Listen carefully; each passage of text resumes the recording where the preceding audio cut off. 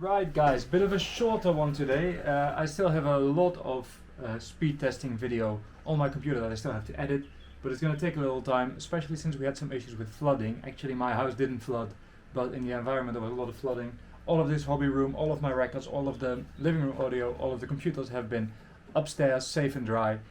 In the end it wasn't necessary, but it stopped me from doing stuff. So here we are again. I'm just going to go through this pile plus one record player that didn't fit on the table anymore. Let's first clear stuff off the table. It's a Camwood stereo. This was actually brought into the record store, and it's a bit of a cabling mess at the back. I'm going to show you, but the whole thing weighs more than 30 kilos. It's pretty serious actually. So here you go. No flat cables as far as I can tell. Nope. A few control cables, I think, some optical cables, but no flat cables. So this is all proper hi-fi, except for the record player. That has what? No, that's a control cable too. Nope. What's true? So they took off the plugs and they just plugged this into the... Yeah, so I need to put some plugs on this to make it safe again. But other than that, it looks to be in good condition. Let's give it a try. So I just realized these are the plugs that are supposed to go in here. And it's nothing special. It's just 220, you know, 220 volts, 230 volts, whatever it is these days. But yeah, some of them are missing, and they change them for these things, which are bloody dangerous. So I think I'm just going to mount all normal plugs on this. There's all these control wires that go everywhere, and yeah, I'm not the biggest fan of these proprietary systems. But that said, if you just put other plugs on them, it should work as intended. So let's see about that. Right, so it's a smorgasbord of optical cables, control cables. There's actually one flat cable going here for the power supply for the, I don't even know what. The CD player can only be connected through optical. There's an adapter for the equalizer, which if you don't use it, the whole thing won't work. So if I got the philosophy right, it should work now. I hooked it up to some speakers. Here's even a remote. Let's put this to the side and let's see what we get. I did plug in what I need to plug in. No, I did not. Well, that would explain a thing or two. This is the cable for the amplifier. This is the tuner I plugged in, so I need another plug. That's a lot of work for something that's supposed to be practical. You should have just sold a power strip with this thing. That would have been much easier. Well, plug. It does power on. We do have a very nice equalizer display that's actually giving me some signal, which is probably radio noise. Yes. Definitely not the best receiver out there, but we have something.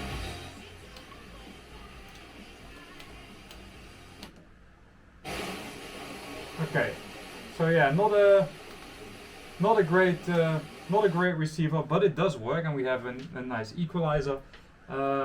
Let's do what actually never works. Let's play a tape. Let's see what we get. I did not record this.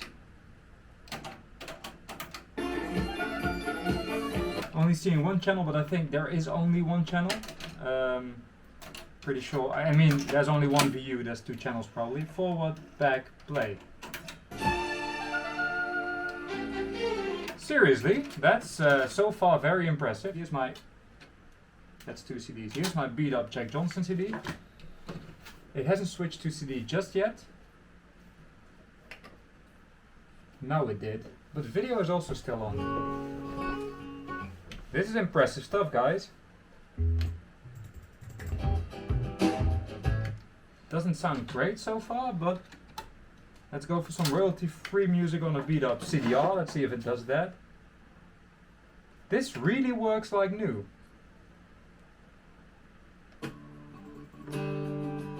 Okay. Here's a very much used tape to record on. Let's see if it works. It's got auto biasing even. Okay, let's try that first. Just on that machine, I guess? Because they can both record, but I can only auto bias on that one, so I wonder how that works. I'm actually enjoying this stuff. It's actually kind of cool. 55 Hertz.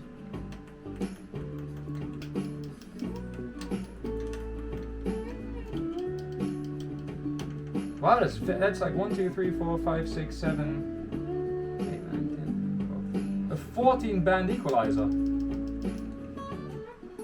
that works. I was like, I don't hear a thing, but it's because it was bypassed.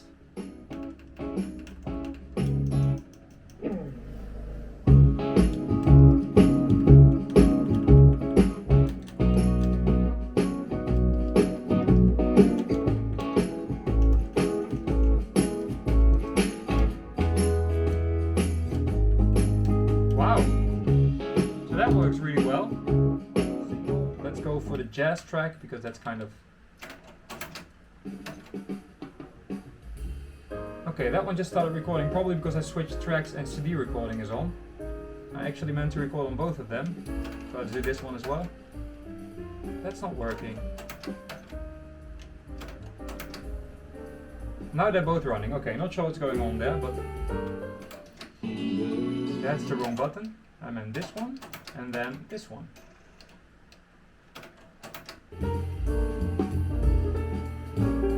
Considering how beat up that tape is, again, it's quite beat up, but that's impressive.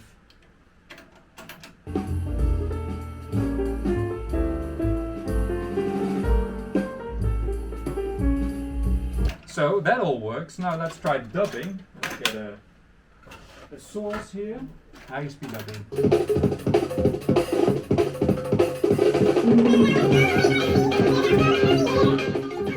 It's very high speed dubbing actually.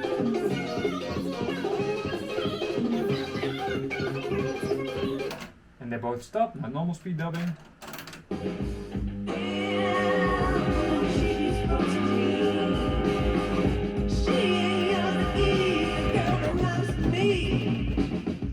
Let's see.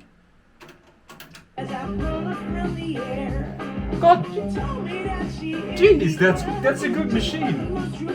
This is the high speed dub.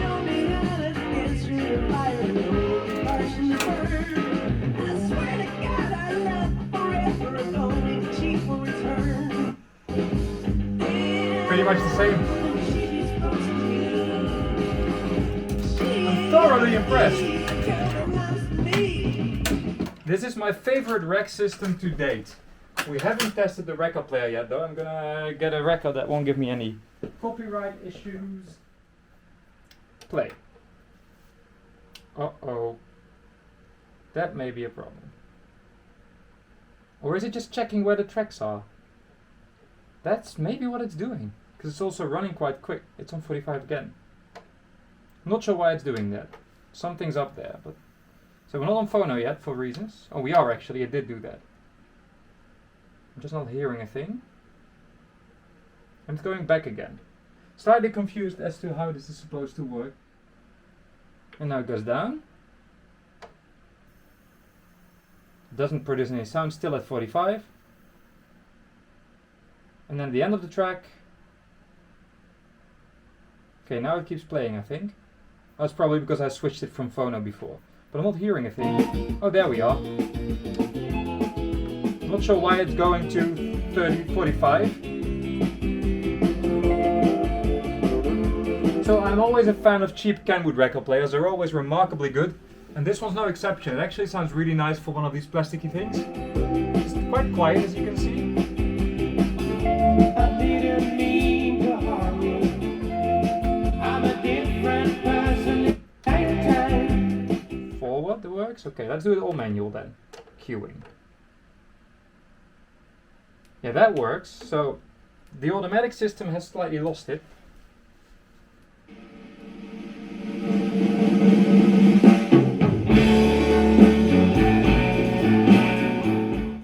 And then probably trying to play a 45 again by starting there. Yep, same story. It actually does find the... It's still muting, realizing the song hasn't started yet. And now it takes off the muting. So there's definitely a system going on there that's very fancy, but also not working. So I looked it up. There wasn't a manual, but there was YouTube videos, and it is supposed to go all the way to the end, but then it's not supposed. Can you lock this? No, it's not supposed to go to 45. So it's supposed to go to the end and back to the beginning, and then start whichever track you select. But it doesn't do that. So something is definitely off there, and I'm definitely putting my record next to the sleeve instead of in it. and dropping the sleeve. This is going very well. Anyway, so yeah, the record player's not quite healthy, the rest works flawlessly. So it's a nice little rig, I really like it. Next up is a very, very simple Technics RST10, which looks very good, to be honest. Let's see if it works. We got playback on this one. Oh, yep, runs a bit quick, but I'm not sure about the recording. Okay, we just recorded that with the other one. It rewinds, it winds, just, oh, that was a bit quick. Oh, and it just stopped winding, okay. Oh, it's trying. Yeah, that's gonna need some new belts, but it's going. Ooh, no highs whatsoever, even though it's recorded on the same deck. Maybe the heads were off, maybe these heads are dirty. Let's listen on this one. No, there's something going on there. Yep, they're quite dirty. Okay, let's see if this gives us any of our highs back, because again, it's not that dirty, but if there's something in the air gap, you get nothing.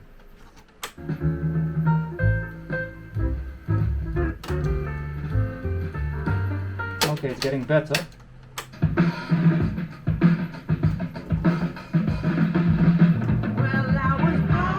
It doesn't sound too happy, to be honest. So this sounds fine, okay. Let's just to make sure, I'll put this one in here again. Yeah, it ain't happy. Can this actually... Oh, you can take this off. But it does somewhat sound like the heads are off, to be honest.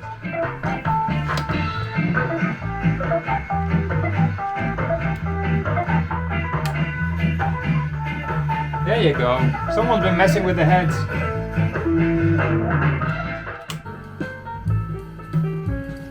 Definitely a lot closer to this one.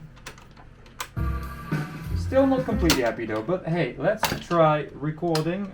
This tape seemed to be in best shape, so let's do that one. It really doesn't want to rewind. Or is this tape somehow... Tape seems to run free. Yeah, okay, those belts are gone, so we're gonna do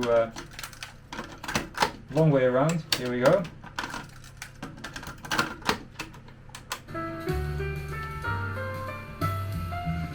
One channel only. Oh, there's the other one. It's not a happy camper though, this. Can it dub, I wonder? No, I don't think so. Nope. Now this tape just doesn't do anything. It also has some detection issues there. No. Okay, it's not a happy camper, this. So that needs some love, and I'm not sure if I'm gonna give it that love. Because, I mean, it does look very good. How hard is it to fix? What do we get? We get actually quite a nicely built machine. Okay.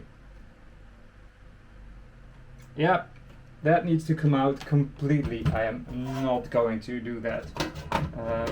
Unfortunately. Before I get a screen to test this video recorder, as you can see there's a tape in it, which is never a good sign. So it's probably pretty dead, but let's give it a shot, who knows. Well, the tape is now out of it. It's technical physics. If you really want to know what it's like. Okay.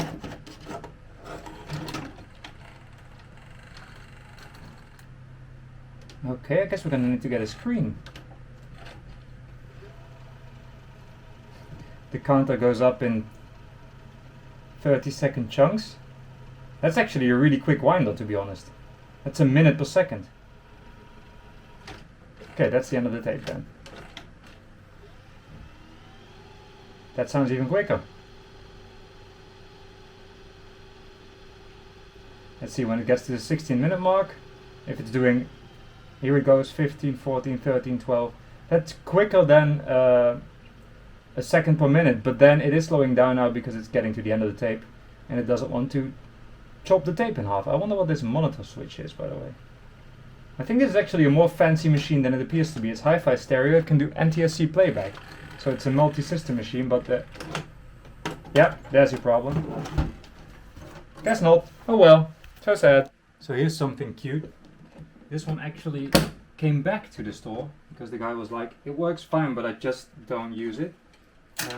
There's a reel stuck to it, but here we are. We got a reel. Let's get a tape and see if it's alive. Let's turn it on first because it has a tube, so it needs to warm up. And I completely forgot how to turn this thing on. Oh yeah, the speed. There we go. These usually work fine. It's been overhauled by my dad mechanically. The magic eye glows very nicely. I'm not sure if you can see, but here you go. Let me put it on record for a bit so you can see it move. Can you see? Right there? So that all works. I did test recording and it's not that long ago, so I'm actually pretty sure it's going to still work. So I'm just going to test playback right now. That's the switching foil that works very well.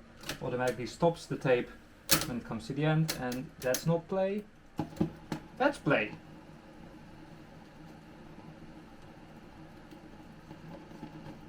It's also the wrong, no, it's the correct speed. I'm slightly afraid I'm actually erasing the tape, but I think this is record.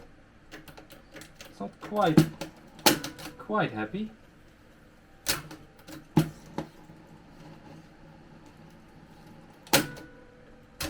I hear absolutely nothing, and I'm a bit worried that I'm erasing the tape.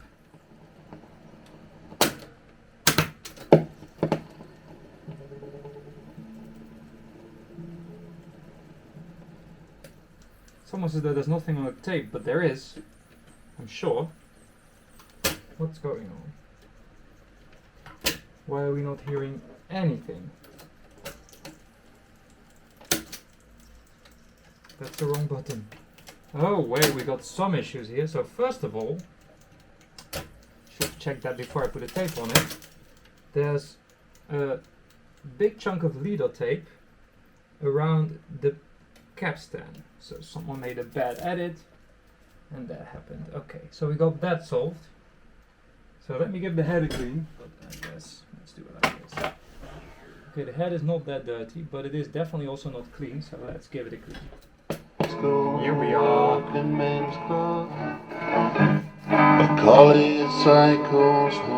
Perfectly fine. Can I just say really quickly, I uploaded the video of that machine to YouTube, and there's a little card right there that you can click to get to that video. There's an older video of it as well. I uploaded that to YouTube as well, I think. So that's from before it got back to me again, and there's a little card up there that you can click to see the video.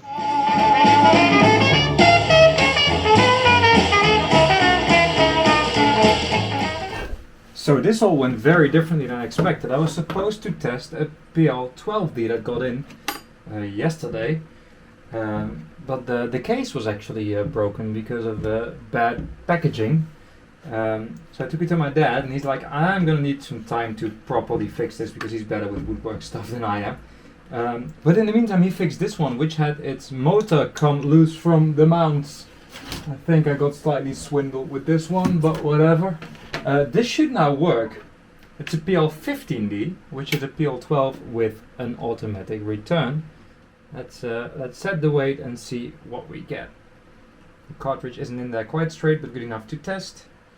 And the lift is not going down. Uh-oh. Now it seems to be working. Okay, apparently it needed a little exercise. That fixed itself. I think we have two channels. Let's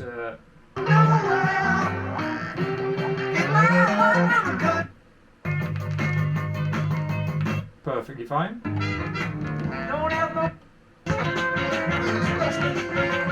Let's see if the auto return works, which is kind of important on a PL15. That's very acceptable. So that one works. I just think the motor is a bit noisy, and I want to find out why it is. Is it the motor or is it the belt? It's a bit of both. It is quite noisy, it has to be said, but then it is also very very dirty. There's loads of belt residue on the pulley, so you will hear that as well. And this is how we clean them. Just a glass fiber pen, and in no time it's all shiny again. And then what I do just for fun is also clean the top. So that's shiny too. Okay. Yeah, it is quite a noisy motor, it has to be said, but it working. Let's see. Could probably do with some new foam.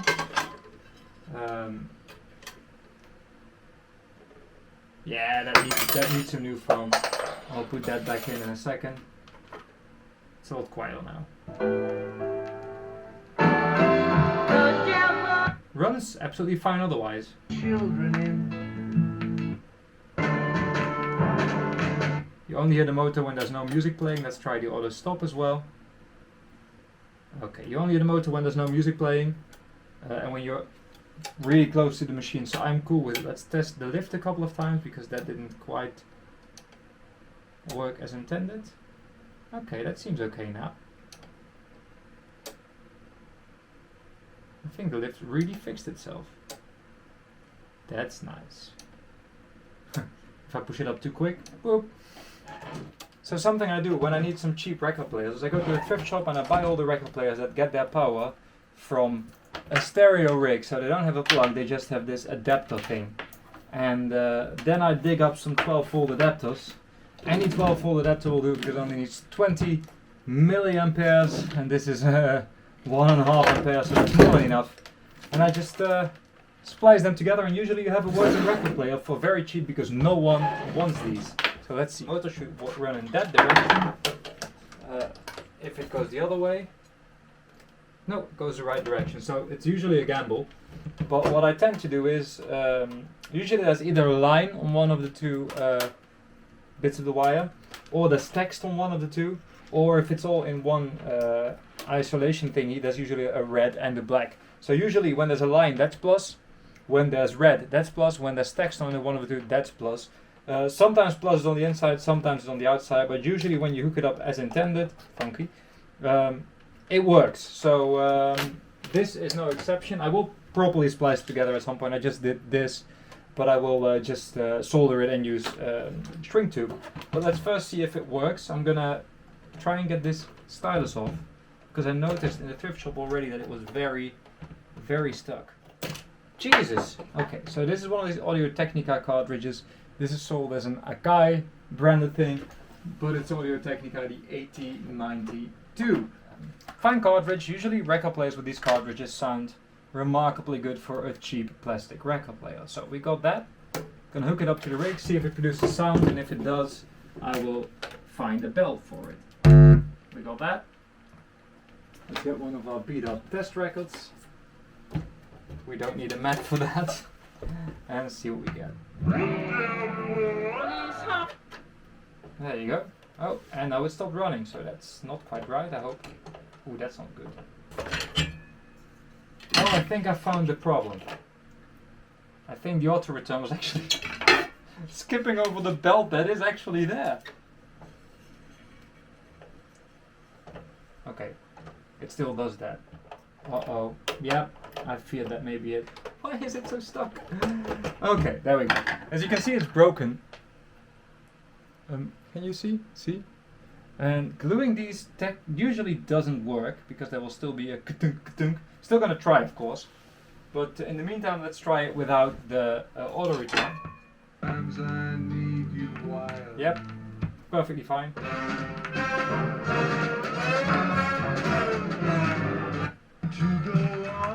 Definitely seems to be running a bit slow, but usually with these, there's two little holes in the bottom. There they are, where you can adjust the speed. So let's do that, shall we? Just get a strobe disc and this small screwdriver. I'm going to turn on the lights because that one doesn't work very well as a strobe, but that one does, for reasons I don't really get, to be honest.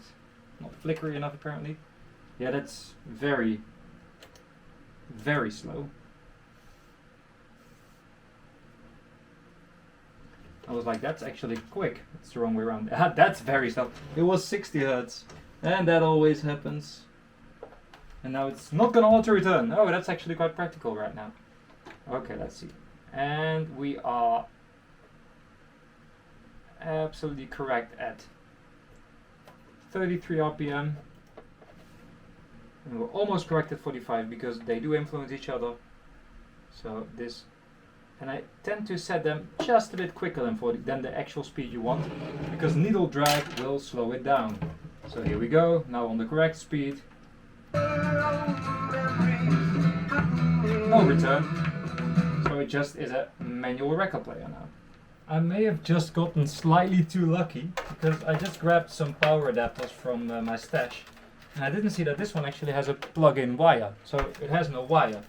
And then it turns out the plug actually fits, so if this is polarized the right way around, well, anyway, if the plus and the minus are on the same side on both the record player and the power supply, that would be amazing because then I can just plug it in and go. It's a Pioneer. It has a belt, but it's not much left. Let's see if it works. Nothing. Does it have a power switch? No.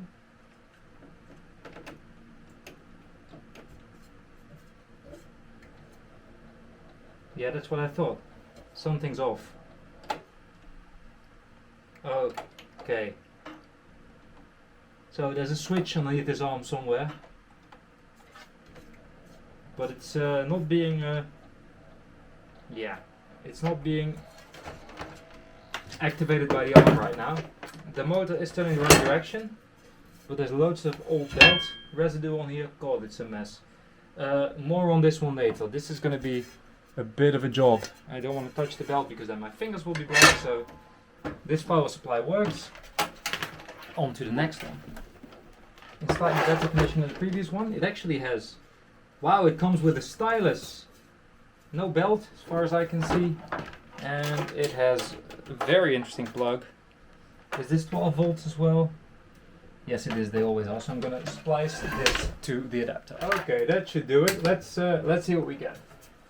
We have a spinning engine. We have a spinning motor and smoke. Did you see that? We got smoke, Captain. It is spinning the correct direction. Oh, that's not good.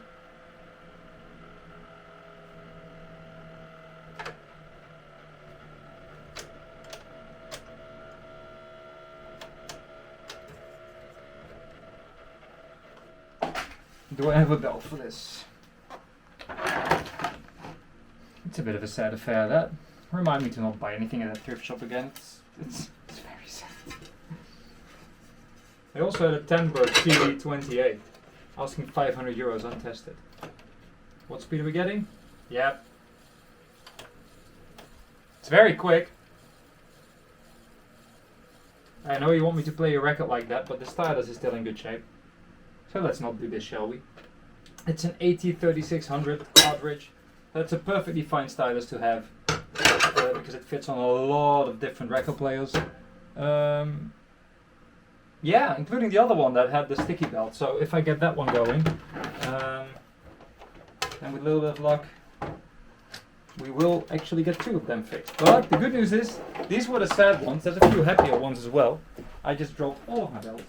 It's one of those USB units, but you're not obliged to use the USB. You should remember though, these do have a line signal output, so you shouldn't hook them up to a phono preamplifier. Why did they make it so short? That's skimming on too much, honestly. Okay, let's, yeah, we got that going. Okay, so it's not exactly placed correctly, but it should work. So what I kind of like is that the stylus came in this little box. They tried to keep it in one piece. It's the same stylus as the one that we just saved from the other record player, so let's put this in. As expected. Okay. Ooh. Well, that doesn't sound healthy at all. What's going on here? Do we even have a stylus? We do not. The diamond is gone. People. So this is where the rescue stylus already comes in, because apparently a thrift shop doesn't test its stuff properly. Good to know. This is another thrift shop than the previous one, but here we go.